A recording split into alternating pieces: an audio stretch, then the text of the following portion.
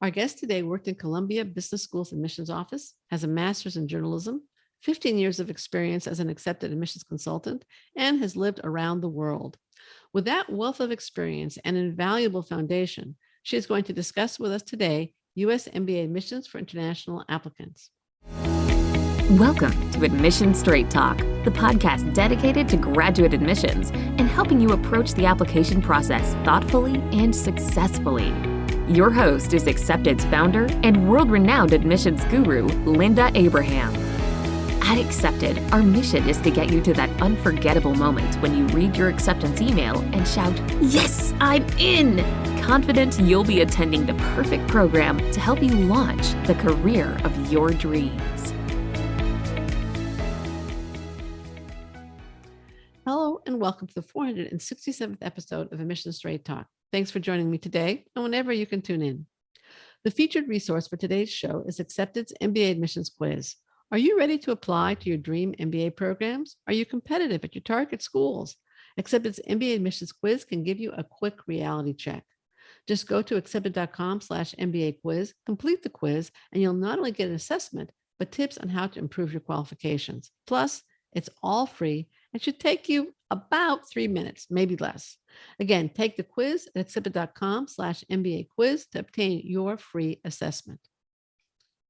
It gives me great pleasure to introduce Michelle Stockman. Michelle earned her master's in journalism from Columbia University. While studying there, she worked in Columbia Business School's admissions office and got a real insider perspective on the MBA admissions process. She reached out to me way back in 2007 and has been an MBA admissions consultant ever since. She also pursued her career in journalism and has lived in different parts of the US as well as different parts of the globe. For the last 6 years, she has lived in Berlin, Germany, and assisted many of our European, Asian, and Middle Eastern clients, and even a few located in the US, to gain admission to US and European MBA programs, and occasionally journalism school. Michelle, welcome to Admission Straight Talk. Good to see you, Linda. Great to have you on.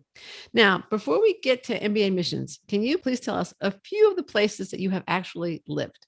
Not just traveled to, but lived. Absolutely. I grew up in Rochester, New York, which is kind of near Niagara Falls. And then as an adult, I moved to New York City, where I lived for about 5 years, and I loved it. I was a journalist there. I went to journalism school there, worked in the Columbia Business School admissions office, and felt like I was entering a movie every day, helping people achieve their dreams as well as pursuing my dream. Then I moved to Washington, D.C. and got to experience living in the city that's the seat of government and watching U.S. politics up close. And then I moved to Islamabad, Pakistan, where I also worked as a journalist and admissions consultant. And that's a beautiful city. It's right in the foothills of the Himalayas. And I had a wonderful time, and that's where I started my family. And then after that, I lived in Qatar for a little while, and family had brought me there, and I worked from there as well. And that was a really interesting experience. I found it to be incredibly diverse. I met people from all over the world who'd come to work there, and did a lot of hanging out in mall food courts. So we could all have some yummy meals while staying out of the heat, and just made some wonderful friendships. And then I moved from there to Berlin, Germany. And I love it here. We've lived here for 6 years, and it's just been an incredible, wonderful, again, international experience. So you've lived in North America, you've lived in Asia, you've lived in the Middle East, and you're now in Europe. That's pretty international, global, really, perspective. In terms of your work with Accepted, you've worked mostly with international applicants to US MBA programs, some European schools also. But what do you see as the main challenges faced by international applicants to US MBA programs specifically? The easy answer is that it's hard to get to know the schools that they are applying to because of distance, because of perhaps the inability to travel and visit campuses. We also have COVID, which absolutely made that impossible, even for domestic candidates. Sure. But I'm going to go a little deeper than that, because there are a lot of resources that schools give you to get to know their programs.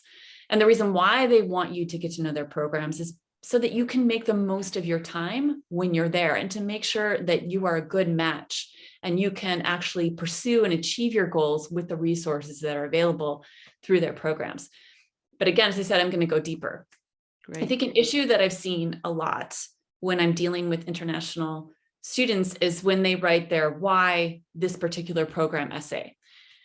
A lot of people say, I want to follow this concentration and it'll give me some really good insight into the future. It'll be a wonderful opportunity to be a part of that network. And they leave it at that kind of level of detail.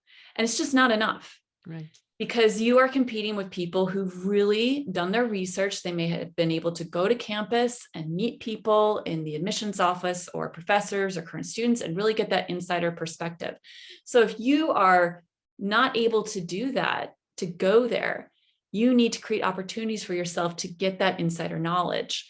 And think about, okay, if this is my goal, I'm already thinking about it. And what are some challenges that I foresee that I might like to engage with other students to kind of get some ideas to solve this? Or, maybe one of these professors at this particular program is an expert in this. If I could have a one-on-one conversation with him, what is the question I'm just dying to ask him? That's the kind of information that really excites people when they're reading your essay, because they know you've really done your homework. You're really going to make the most of your time. So what I would say is dig into your network and dig into social media networks to start making connections to current students or alumni who you can get these insider tips from. Who's a great professor? If I want to pursue this, what's a good aspect of the program that will help me get there, where I could meet other students or professors or alumni who could help me engage with me and find answers or leads to the next step and helping me solve this challenge that's going to be essential for my next career step. It's a great answer. I love the fact that you also went into kind of how to solve the challenge. Do you think that another part of the challenge might be that the focus on stats in many other cultures? Okay, so I know that in some cultures, it's strictly the test score that will get you into the next school or the next level. And in the United States and to a certain extent Europe, it's not just a test score. It's the insight that you bring to your essays, which you're emphasizing very much, the kind of the self-awareness about where you want to go and how the school is going to take you there. Do you think that's also part of the problem? I think it is a different perspective. It's a perspective shift that often I talk to my clients about. I have lived in India, I've lived in Pakistan and other countries where, the test is it. Your high score on this test and you've kind of got your life made, and it is so competitive. And so to achieve that is wonderful and masterful. It's something to brag about, but it's not always going to be understood outside of the culture that you have achieved so much in, the country you've achieved so much in. So what I try to do is say, it is wonderful that you have reached that level, but now you are competing on a global level. And what is really valued is you being able to show you've got a certain level of aptitude and academic skill, but also, again, that ability to create new things, to have ideas that you take and you execute and you make a reality, and to show leadership. So we have to dig even further and we have to challenge ourselves. Okay, I've reached this level. Now thinking global, I'm going to go up here, and we got to dig deep to go up here. And it's not just that first job. It's also kind of, what do you want to contribute? What do you want to change? What do you want to accomplish on a greater level than just achieving this career title? Yeah, I think that's an interesting way of looking at it too, because, when you are constructing your goals essay, you want to have a believable goal. Sure. And you want to have a concrete goal a lot of times. But it also can be aspirational. Yes. Right. Aspirational, but you want to be able to say, I see myself in this position at XYZ company. That's a good concrete goal because people can understand and grasp onto it. But again, it's not just about saying, I'm going to achieve that and my life is made and I'm going to be the bee's knees to everybody. It's what you were referencing. What are you going to do in that position? How are you going to make an impact? Why are you the right person at the right time to go in and have this kind of, again, impact that's going to make this company want to hire you and will be another springboard to your goals? As you said, it's not just the title, it's thinking about what you can do in that role and how you can lift the people around you and make the world a better place through working towards your goals. Great way to put it. Wonderful way to put it. Now let's look at a few specific places where you've lived, and frankly, that send a lot of applicants to business school, and some of them become your clients. What are the main challenges facing applicants from South Asia, especially India and Pakistan, which are not the same? They're obviously very different. And Yes. in and of themselves, each of them is diverse. But what are some principal challenges facing that specific group? Absolutely. And I forgot to mention, I did live in India as well. I lived there for around 8 months before I lived in Pakistan. So yes, I have experience on both sides of South Asia. So what I would say is, as you mentioned, there are some really structured ways. I'm going to speak first about India. Some really structured ways to move ahead academically and then career-wise. A lot of it has to do with exams, scoring well on these national exams, and then getting into top universities. That kind of idea, I think, that very structured advancement also exists within corporate structures. So when you talk about activities, when I'm reading a lot of Indian applicant, I would say resumes, or when they tell me about their lives, a lot of it, when we talk about activities outside of work, it actually often has to do with work. It's a structure within the corporation that says, okay, you're volunteering with this, and this is the social initiative that is kind of sponsored by the corporation that you might have helped spearhead and you're really working hard within, but still, to an outside perspective, I would say to US schools, it starts to sound very similar. A lot of applicants come with saying, I was part of this initiative through my corporation. And so it doesn't quite come off as really authentic volunteer work or authentic ideas that you've tried to make into a reality and have an impact. And so when we come up with ideas for essays, as you mentioned, Linda, again, we're not looking at scores and that's who you are. You're a mosaic to an admissions committee. There are so many different parts of you that they're going to look at to see a big picture. And so we want to talk about things outside of work that you've done, or things that mean a lot to you that you've acted upon to try and have an impact on other people's lives in a positive way. And so oftentimes I'm working with Indian applicants who don't really have that. They've got something that existed within the corporate structure that they participated in, but not something that they may have started on their own and pursued. I think applicants are getting smarter over the years, and I think I see more applicants doing things like that. But if they don't, because they are so busy, because they have such high demands on their work hours, I mean, the hours expected of Indian applicants work-wise, also Pakistan applicants work-wise, are huge. Really? So you don't maybe have the time. So what I try to do with my applicants is say, okay, well, let's make this really micro.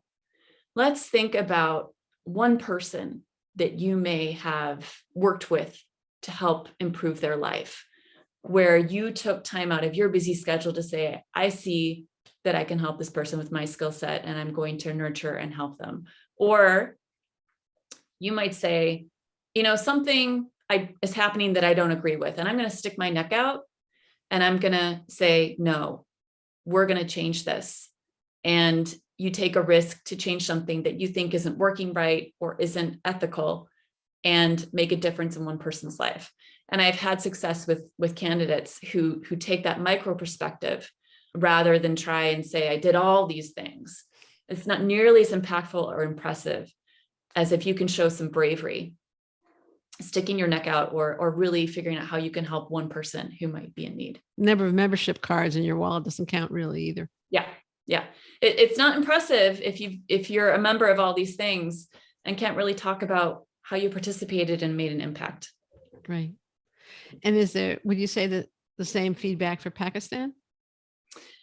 I would say that, again, we're talking about just demands on people's time when it comes to when you reach a certain level of success, and when you're hired to certain roles, there are just huge demands on your time. And it's just a different way of, I would say, there are just different ways that people might watch out for each other or get involved volunteer work-wise.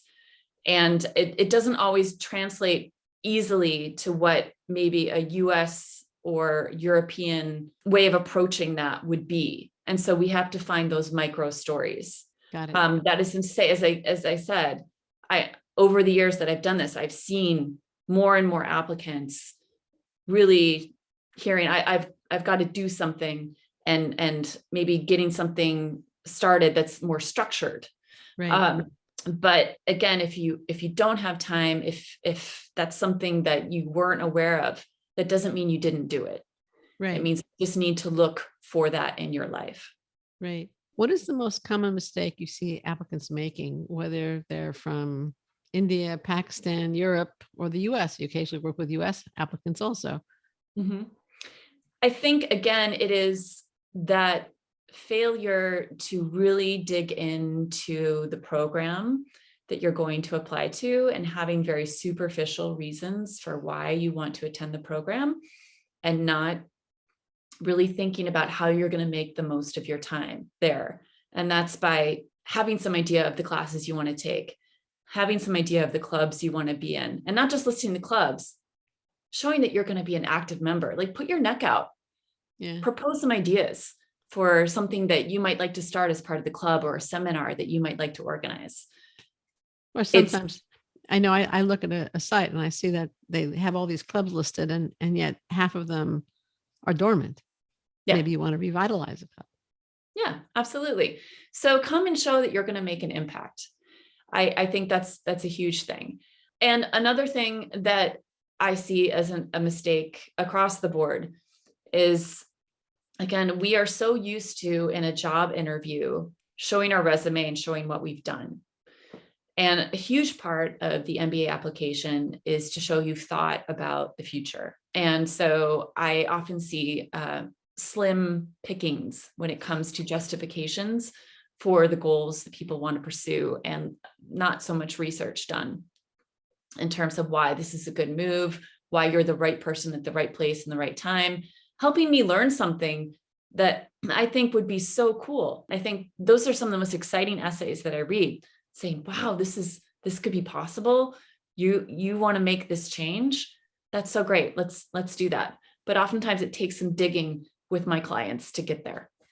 I'm sure you're great at getting that out of them. What about reapplicants? We find that many times we're approached by applicants who decided to do it themselves, take that do-it-yourself approach the first time around. And then the second time around, they're like, I think I better get some help. How do you approach advising reapplicants?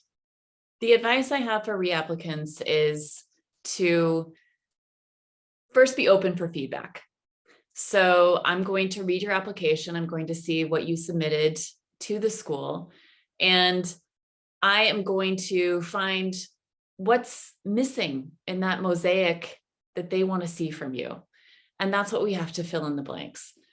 It's interesting because when you're a reapplicant, if you reapply, let's say you applied in round 2 and you want to apply in round 1, that really means you only have about 6 months to kind of show the admissions committee the things that you've tried to improve about your application. If you applied in round 3, it really shortens that period. And sometimes we can fix what's missing because you didn't quite tell your story right. Your goals weren't really well defined. You didn't really convince the school about why that program is just so great for you. But they always want to know what you're trying to do to improve yourself. So think about that as you are applying. This is a time to think, okay, how can I have an impact at my job where I can update the admissions committee on a milestone that I've reached? This can be both professionally, it can also be personally. You want to make sure that if you have an issue that you're trying to make a difference in, that you might volunteer around, keep trying to make something happen within that sphere so you can update the admissions committee. Also, if you think that your GMAT score was a little low, enroll yourself in a quant course so that you can improve and show that you can show that you're working to improve that aspect of your application. So it is a constant process that you need to be thinking about. And we want to have things that we can periodically update the admissions committee so they know you're still trying. It still means a lot to you. Excellent advice. Every so often I'll talk to somebody who says, well, my GMAT score, my GRE score, whatever score they applied with was low last time. I've retaken it, I raised it, but I thought my essays were pretty good. Should I rewrite my essays? They weren't the problem. It was my GMAT score, my lack of work experience or whatever, but it wasn't my essays. What would you say to that person? This is my response to that. There is a great New Yorker article I read not too long ago, and it was written, I can't remember his name, but he's a surgeon. Okay. And he said, I decided that even though I'm at the top of my field, I still wanted a coach to see what I can improve. And so he hired a retired surgeon to come in and observe him while he was doing the surgery. And that surgeon said, well, I could see these things you were doing, these moves that were not as efficient as they could be. You should think about doing this kind of suture, and really gave him some tips that because he was an expert, he could observe. And the author of the article trusted him because he knew he was experienced. So that's what I would say. We are skilled surgeons who are just going to make you better. All of us can use a little bit of coaching. Right. And that's what we bring to you. We just want to help you and make you shine. And we're experts in this. We're not trying to tear you down. We're trying to make you the very best you can be. So absolutely, we can always do some revision and receive coaching. Right. Professional writers have editors for a reason. But I was even thinking of another reason when I asked the question. And that is that, as you said, business schools like to see growth in reapplicants. If you basically submit the same essays and just that improved GMAT score or just that promotion or just that extra year of work experience, you're not really showing any growth. No, you're not. And Linda, what you were saying, those things, that's what you do when you're on the wait list. Yeah. That's when you show, oh, I've retaken the GMAT and I got a better score. I just got a promotion. These are little updates when you already kind of have a foot in the door. Great point. It is a new application when you're a reapplicant. You are still competing against people who are submitting something fresh, against other reapplicants too. So think about that. Right. You have to be the very best of the reapplicants. And that includes showing advancement. It includes showing introspection. Maturation. Yes. Yeah. Great. Now, you are a journalist, a very experienced journalist at this point. How do you recommend applicants approach telling their story via the essays? Storytelling, I mean, for you at this point, it's natural. It's second nature by virtue of your training and your experience. But for the rest of us, is it so natural to, they write memos, business memos, they write computer programs. What about telling a story? What advice do you have for that? What I often do is when I'm first brainstorming with my clients is that I ask them, the moments of growth usually come to us at some of the hardest moments in our lives. So I want you to think back to some of those moments and write them down, and then think about what you learned from that experience and how it changed the way you see the world. And that often leads to stories that we will include in our essays. Because often when we achieve something, we have to overcome hurdles to get there. Or if we experience something that's difficult, we learn what's the most important to ourselves and our lives, and it changes how we live our lives and the choices we make for our future. So I generally say, let's come up with about 5 stories. See if you can find 5 hard moments in your life or 5 things that were hard to do. And both, they can be a mixture of professional or personal. And then let's talk them through. And then we find out deeper what was learned and how that has influenced the person to be more effective in the roles they take on. That's a great tip. That's a wonderful tip. Wow. I never thought of it that way, but obviously we do learn the most, grow the most from those difficult moments and problems. So, all right, a great tip. Now, you're not only a journalist, you're a professional video journalist. And in addition to being an MBA consultant, as I've said, what tips do you have for applicants who need to submit a short video response or video essay as part of their application? What are good tips for telling their story on a video? Now, you gave a great tip just a minute ago in terms of mining your life's experience for wonderful stories. And there's obviously ways to write them, but what about showing it? So first, let's talk about showing it. The way my video screen is set up right now, I would say is the ideal framing. I'm not sure I have the ideal background right now.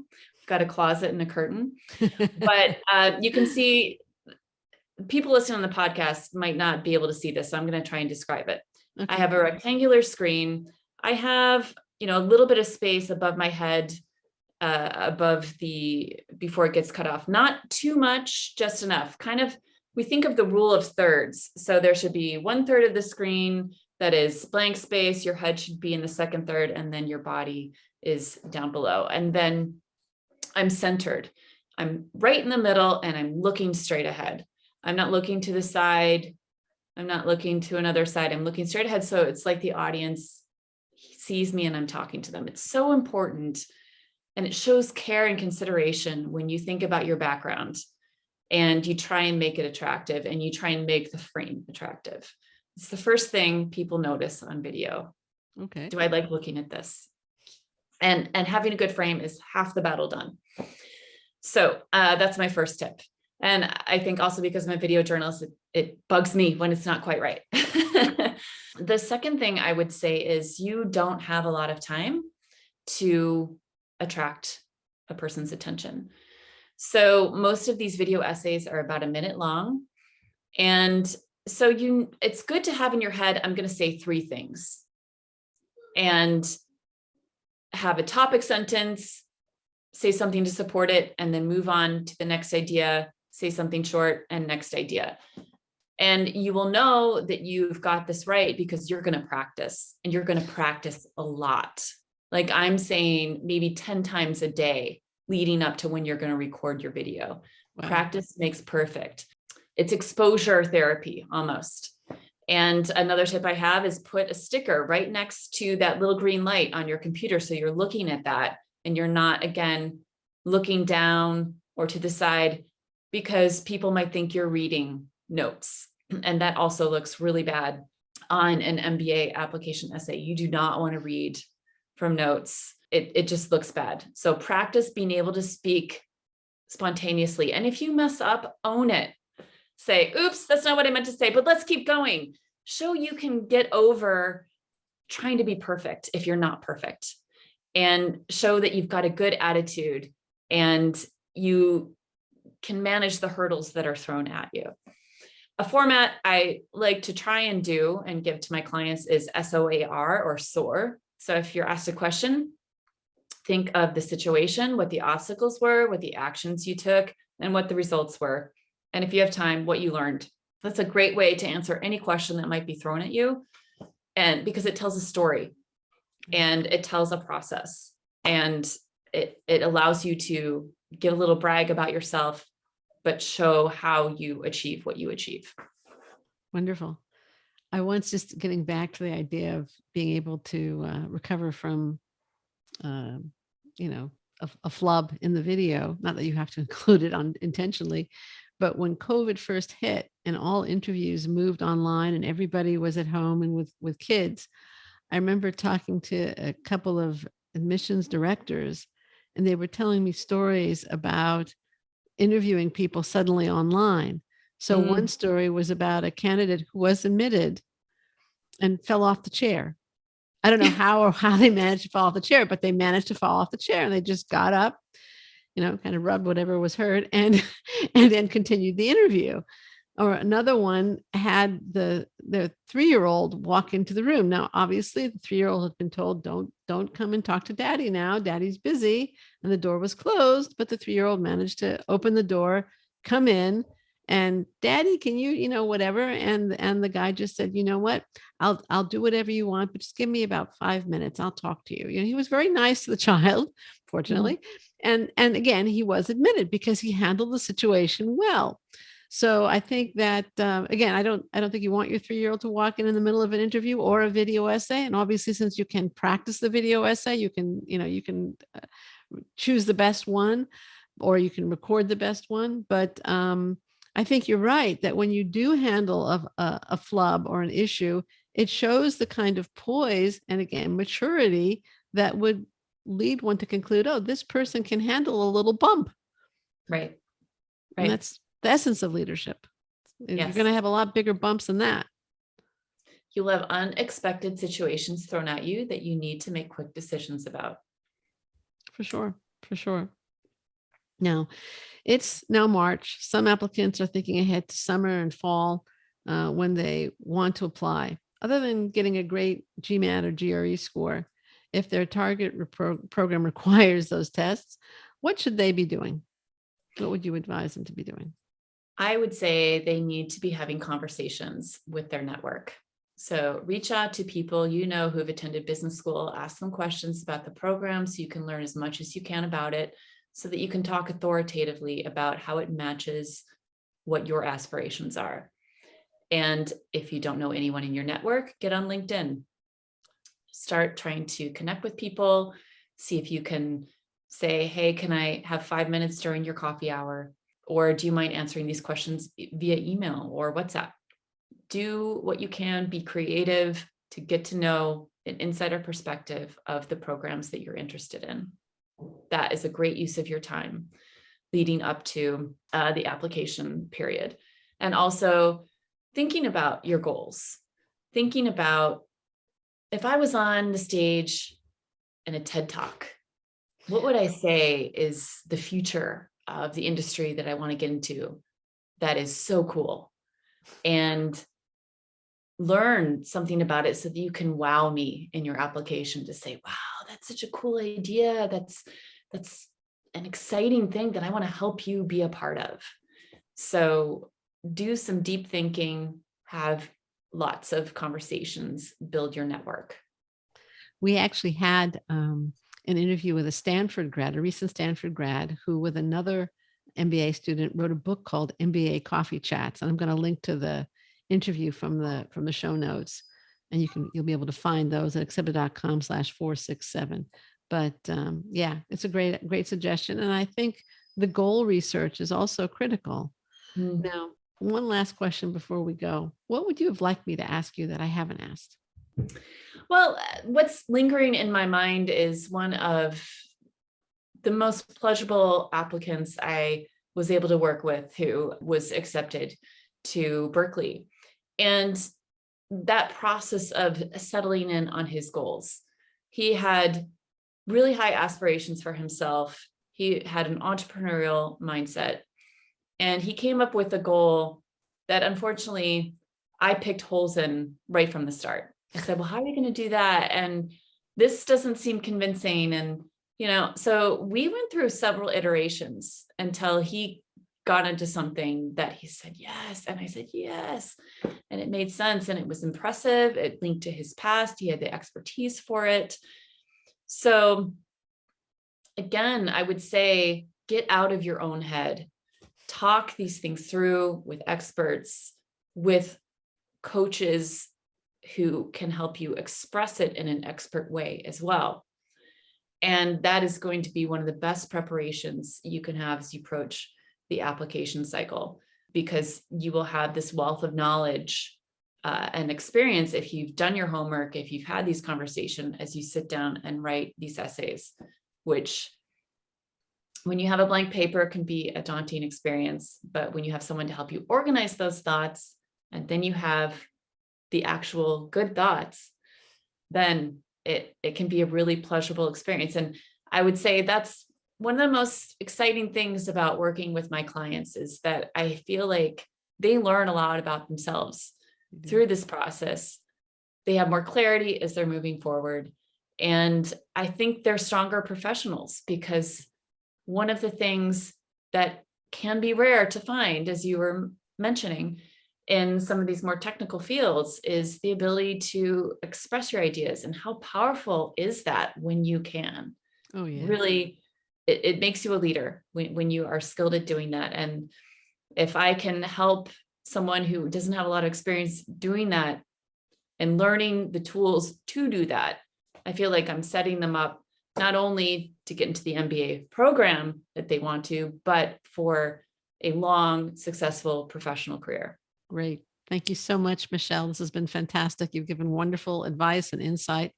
And I'm going to link to your bio page at Accepted so that listeners who want to contact you and perhaps work with you can do so.